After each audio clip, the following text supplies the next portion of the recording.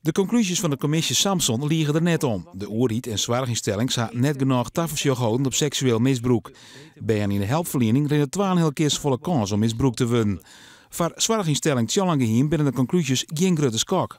Ik ben blij dat het ook duidelijk op schrift staat. Want ja, op zich schrik ik er niet van, we wisten het eigenlijk wel. Al die aanbevelingen van de commissie Samson, die hadden we al veel eerder door moeten voeren. Tjallangeheim verleent helpers aan 700 jongeren in heel Friesland, maar een licht verstandelijke behinding. De Graaf had jeder jaren als groepleider te werken bij een zwaarginstelling.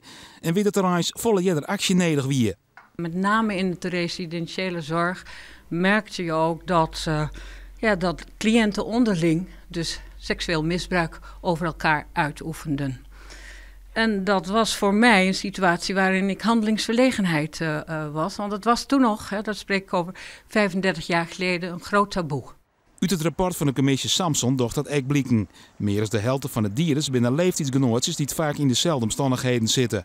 Om onderling misbruik te gaan had Tjallangeheim ervoor zorgen dat allebei en elk een eigen douche en wc hebben.